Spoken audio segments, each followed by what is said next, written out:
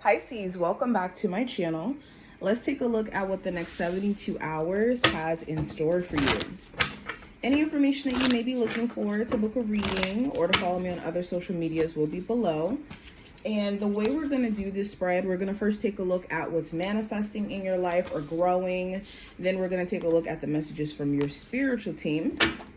And then go into a full-on 6-card spread for you guys to look at general energy, love, career, challenges, all that stuff.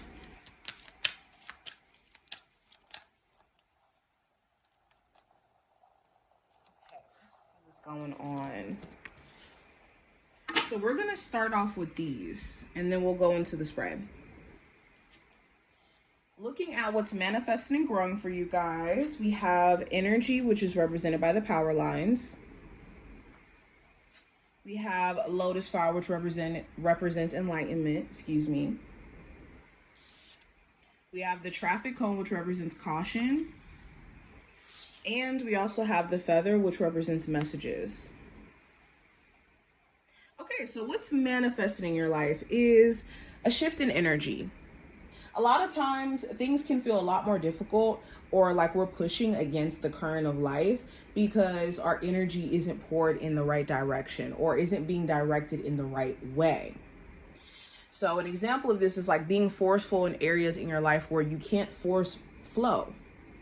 You have to allow time to be an asset to you because you can't beat the universe in its timing, no matter how much you try to push. You can't beat God's timing.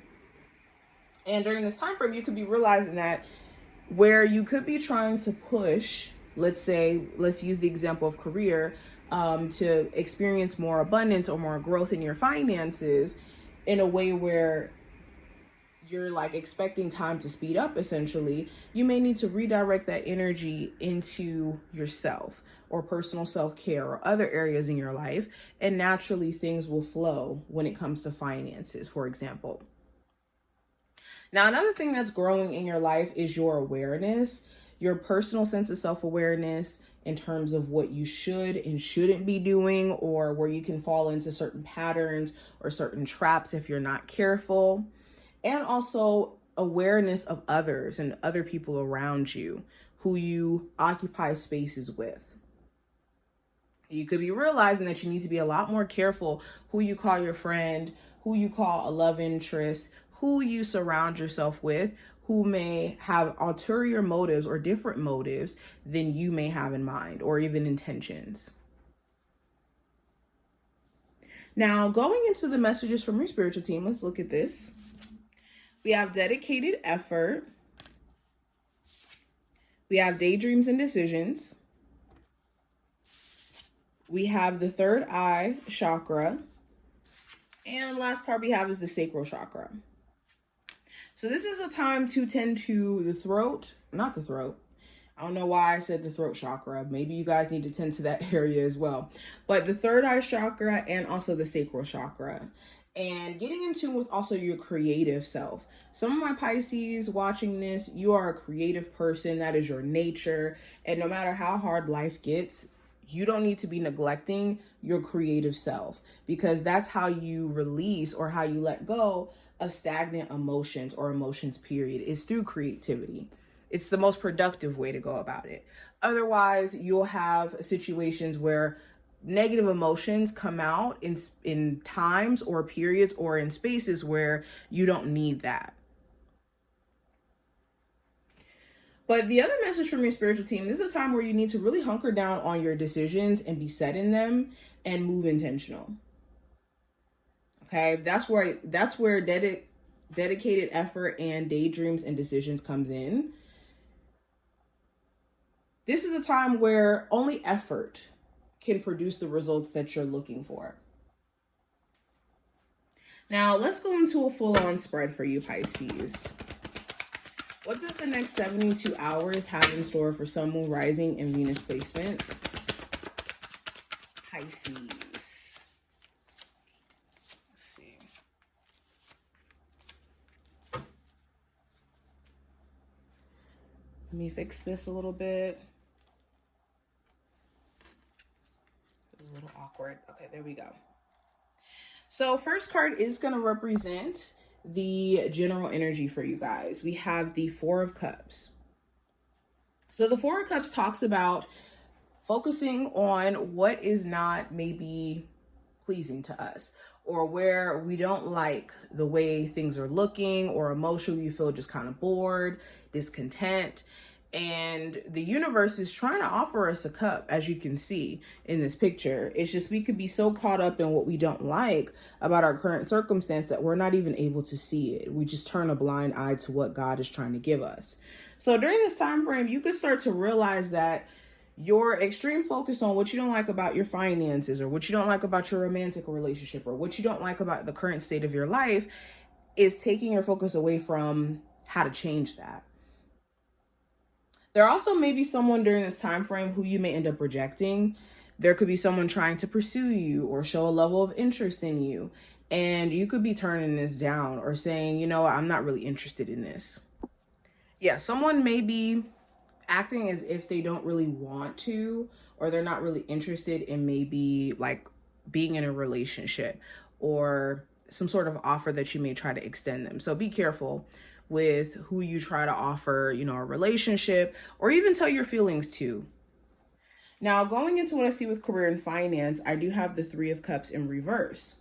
So you could be realizing that you have to keep it strictly professional when it comes to a job or a place that you work at, or even with the stream of income. You could have tried to make friends, make acquaintance relationships with people that you work with, and you could realize that there's a lot of gossiping or a lot of backfiring with you trying to be cool with certain people. Three of Cups in reverse also could talk about, like, if you do work on social media, you could be kind of getting turned off by that. You could be feeling as if another path is calling you, or going down a different path within your career could make more sense to you. Especially if you don't like people being in your business, or you don't really like certain aspects of social media and what it may come. Now, going into love specifically, we have the Four of Swords. So the Four of Swords talks about taking a break. You and a love interest may not be on speaking terms, where this break is giving both of you guys a chance to figure out if investing in the relationship or continuing the relationship makes the most sense. The Four of Swords also talks about, if not a like literal break in terms of you guys not speaking to each other, you guys could still be in contact with each other, but there could be a lot that's on your mind that's making you think, like, should I continue this relationship? Should I take a step back? Excuse me. Does my person want to take a step back if they seem like they're more so in their head or a bit spaced out? For my singles, the Four of Swords could talk about you just thinking about your love life in entirety. You may be just kind of trying to turn your focus away from dating right now to focus on other areas in your life. Especially if there is somebody who you still have feelings for, but things have not been on the best of terms with you two. Now, possible or not challenge, we'll actually look at the advice for you guys. We have the Nine of Pentacles. So the Nine of Pentacles for the advice is to pour into yourself, especially if you do have a lot of financial stuff that you guys are having to take care of or handle. This is a time where you really, really want to buckle down with how you're spending money and how money is going out. Nine of Pentacles also talks about embracing your single journey. Some of you haven't been single for a while, or being newly single could be something that's just a little bit jarring for you and an adjustment. And this is a perfect time for you to find your sense of self if you have been in a relationship for so long, to where you have forgotten what it feels like to just be an individual and to kind of do your own thing. Now, possible challenge you may run into with the Six of Swords. The challenge may be some of you guys are dealing with the love interest who could live long distance. So this could be putting a damper on the relationship in terms of you guys, you know, seeing each other or being around each other as much as you guys would like to. The Six of Swords could also represent the challenging part is you just being at peace and being in the flow of things. There could be a lot of uncertainty that makes it hard for you to just be at peace. Now, going into the outcome card, we have the Sun card. So by the end of this time frame, you could actually reach a place to where you're a lot more happy and aware. And this happiness could come from a level of awareness. Like you could realize something where it's like, oh, things are not as bad as I thought it was. Whether this is, with your finances, where you comb over it and you see maybe there's been a blind spot that's been eating at your finances. And this could make you happier because it may not seem as bad as it used to be.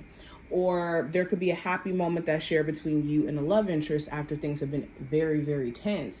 And this could be a silver lining to things. There also may be a huge focus on like family, especially if you have a child by the end of this time frame, in co-parenting dynamics. I'm also seeing something here significant with a Leo. If you are dealing with a Leo romantically, or you have a Leo around you, there could be something significant there as well. But by the end of this time frame, you could be reaching a place to where, like I said, personal happiness may be a big focal point for you. And there's things that you are just realizing or coming into a level of enlightenment about that could put you in a whole different set of, or not set, but in a new vibration or in new energy, I should say. But this is what I see. I hope that this was helpful and did give you insight. And I will talk to my Pisces in the next one.